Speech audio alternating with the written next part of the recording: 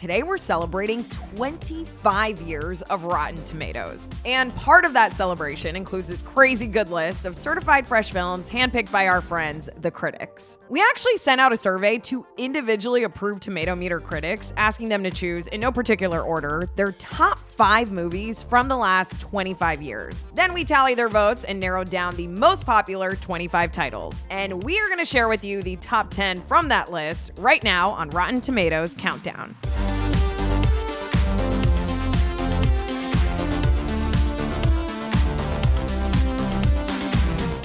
Number 10, The Social Network. This 2010 film that tells the story of how Facebook came to be was a cultural touchstone on and off screen. And I gotta say, Justin Timberlake was really just the icing on top, kind of like his highlights when he was back in NSYNC. Now, it started with director David Fincher and writer Aaron Sorkin, who took the 2009 book The Accidental Millionaires by Ben Mesrick and turned that into a brilliant movie. They actually got help from an Oscar-winning soundtrack by Trent Reznor and Atticus Ross, and an Oscar-nominated performance by Jesse Eisenberg as Mark Zuckerberg. A lot of Bergs there. And man, sometimes you forget just how good he actually was in that role. Do you think I deserve your full attention? I had to swear an oath before we began this deposition, and I don't want to perjure myself, so I have a legal obligation to say no. Okay, no. You don't think I deserve your attention? I think if your clients want to sit on my shoulders and call themselves tall, they have a right to give it a try, but there's no requirement that I enjoy sitting here listening to people lie. You have part of my attention. You have the minimum amount. The Social Network accepted a lot of friend requests at the box office and received plenty of likes from fans and critics, many of whom considered it to be one of the best films of 2010. And to go with 8 Oscar nominations, including Best Picture, and 3 wins, including Best Adapted Screenplay, what this movie really did was open the floodgates for more great movies and series about big tech companies. And I'm totally here for it. Number 9, The Matrix. So, with Keanu Reeves starring as a computer hacker named Neo who uncovers an evil cyber intelligence, or really just a simulation, we're really all in because there's aliens on Earth. What? Okay, back to this script. This film turned out to actually be a cultural phenomenon too at the turn of the century. And I gotta say, it still influences my fashion choices to this day. Now, it's considered an example of the cyberpunk subgenre of science fiction, which also includes Keanu's 1995 film, Johnny Mnemonic. Now, of course, choosing between this film and that one is nothing like the choices Neo had to make in The Matrix, and that was a pretty corny transition, but whatever. Cue the red and blue pills clip. You take the blue pill, the story ends. You wake up in your bed and believe whatever you want to believe. You take the red pill, you stay in Wonderland, and I show you how deep the rabbit hole goes.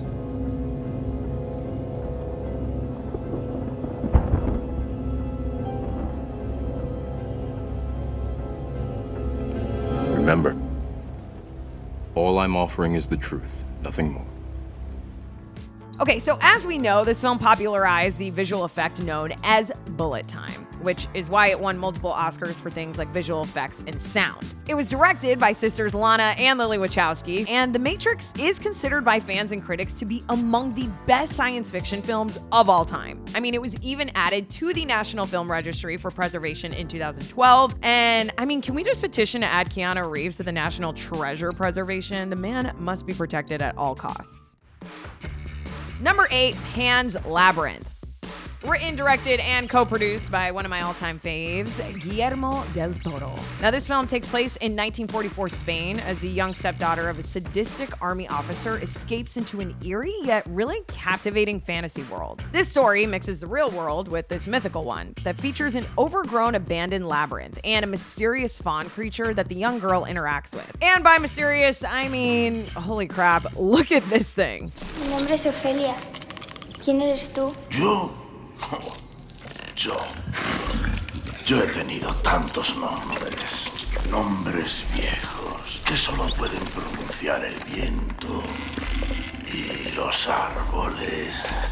Yo soy el monte y el bosque y la tierra.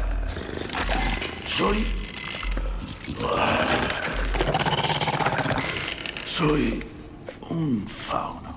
Pan's Labyrinth used mostly complex makeup and animatronics in lieu of CGI to bring its characters to life. And for some reason, animatronics just reminds me of like Chuck E. Cheese. Do you guys remember those creepy animatronics there? Anyways, it took an average of 5 hours and a team of 3 people to actually apply the makeup to Doug Jones for his role as the Fawn. A character, by the way, that came from Del Toro's memories from lucid dreams he had as a child. And I gotta tell you, this is why you really should write down your dreams as soon as you wake up. I mean, they could become one of the best films of the next 25 years, or a character in one of them.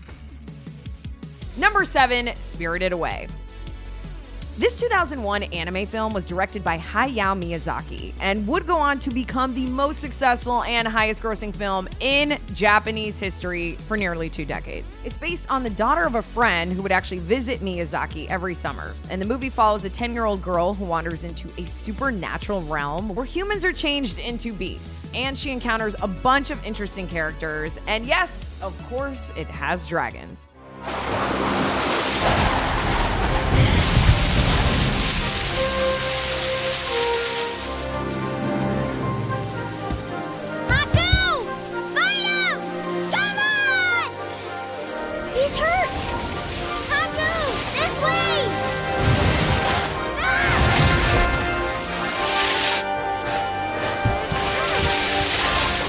Dragons will always be cool to me no matter how many times I see them on screen. Spirited Away made nearly $400 million worldwide, and it's the only hand-drawn and non-English language film to win the Oscar for Best Animated Feature. It also has a 96% audience score to match its 96% Tomatoes score, backed by a critics' consensus that calls it a, quote, dazzling, enchanting, and gorgeously drawn fairy tale. Number 6, In the Mood for Love. Now, this romantic drama from 2000 was a co-production between Hong Kong and France, written and directed by Wong Kar-wai. It takes place in 1962 and follows a journalist and his neighbor who discover that their spouses are cheating on them. And while they start to develop feelings for each other, they don't really want to stoop down to their spouse's level. Ugh, the tension is just so juicy. 我睇得嘅個手都同你嗰個一模一樣。我知道，我見過。你想講咩啊？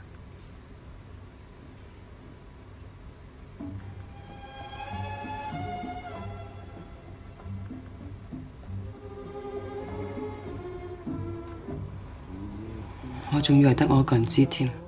In the Mood for Love actually premiered at the Cannes Film Festival in May of 2000, where it was nominated for the Palme d'Or and where star Tony Leung became the first Hong Kong actor to win Best Actor. Critics also praised Leung's co-star Maggie Cheung with a consensus that calls this movie, quote, a tantric tease that's liable to break your heart. Kind of sounds like a dating app bio. Let's take a look at our list so far of critic picks from the last 25 years. Any guesses for which film had the most votes? Number 5, Portrait of a Lady on Fire. This period piece, set in 1760 France, is about a female artist commissioned to paint the wedding portrait of a young aristocrat woman who has just left the convent and the intimate relationship that they form. The film highlights the timeless ongoing LGBTQ struggle, and it features only a handful of short dialogue lines spoken by men.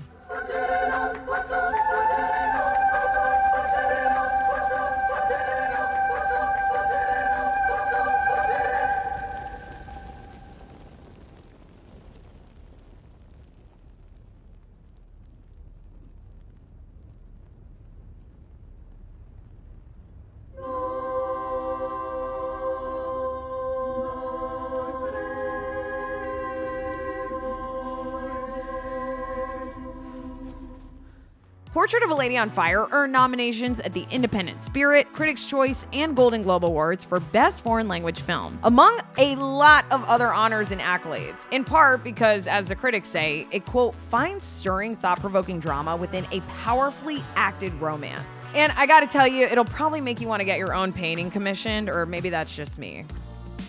Number 4, The Dark Knight. This film is the second installment of Christopher Nolan's Dark Knight trilogy, following 2005's Batman Begins, and I'm sure, as you know, is one of his highest-rated films on his resume. Some of Nolan's inspirations for this film included the Joker's comic book debut in 1940 and the 1988 graphic novel The Killing Joke. But one of the big reasons this became the highest-grossing film of 2008, with over $1 billion earned, was not only the Batman himself, Christian Bale, but also his co-star, Heath Ledger, as the Joker. Can't rely on anyone these days. You gotta do everything yourself. Don't we? That's okay. I came prepared. It's a funny world we live in. Speaking of which, you know how I got these scars? No, but I know how you got these.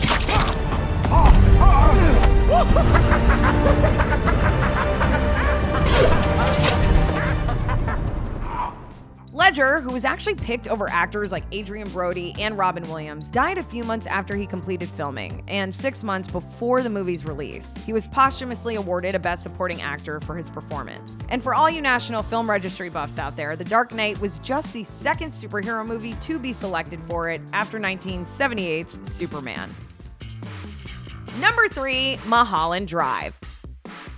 This 2001 psychological thriller was written and directed by David Lynch of Twin Peaks fame and is set in a dreamlike LA, aka there's no traffic or smog. It centers around Laura Herring's Rita, who, after a car accident on the windy Mulholland Drive, develops amnesia. She's taken in by a perky Hollywood hopeful named Betty, played by Naomi Watts, and together they try and search for Rita's true identity. J'aime le son du trombone en sourdine. J'ai le son! A muted trumpet.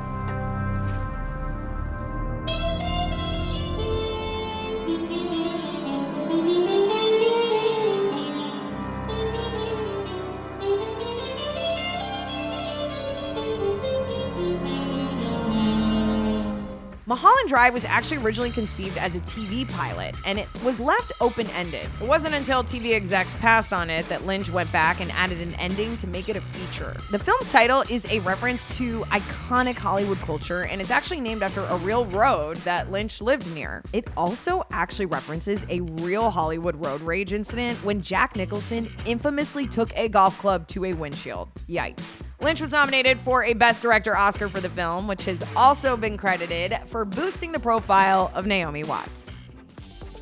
Number 2, Parasite.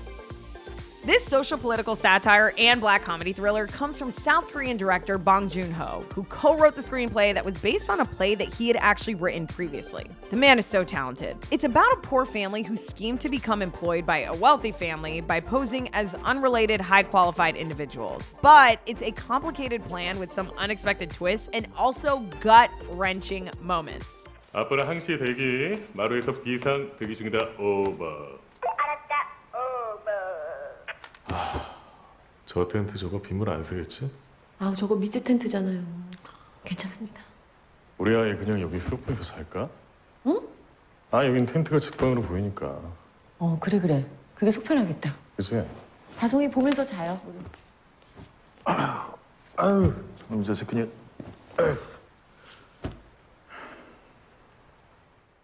The 99% certified fresh Parasite is one of only 3 films, get this, and in the first 60 years, to win the Palme d'Or at the Cannes Film Festival and also win an Oscar for Best Picture. Plus, it picked up Best Director, Best Original Screenplay, and Best International Film Feature Oscars, along with earning $263 million worldwide on a budget of $5.5 million. I mean, what an ROI. It was actually one of the most talked about films of 2019, especially if you were friends with me.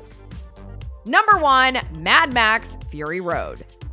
This post-apocalyptic franchise returned after 20 years with the director of the first 3 films, George Miller, once again behind the camera. But this time, Mel Gibson, who played Max in the original trilogy, was actually replaced by Tom Hardy. The film was conceived as one continuous chase, and the entire thing was shot in sequence to keep the continuity of that chase. Miller relied on mostly practical effects to pull it off, with CGI only really being used sparingly. And we just love when they do that.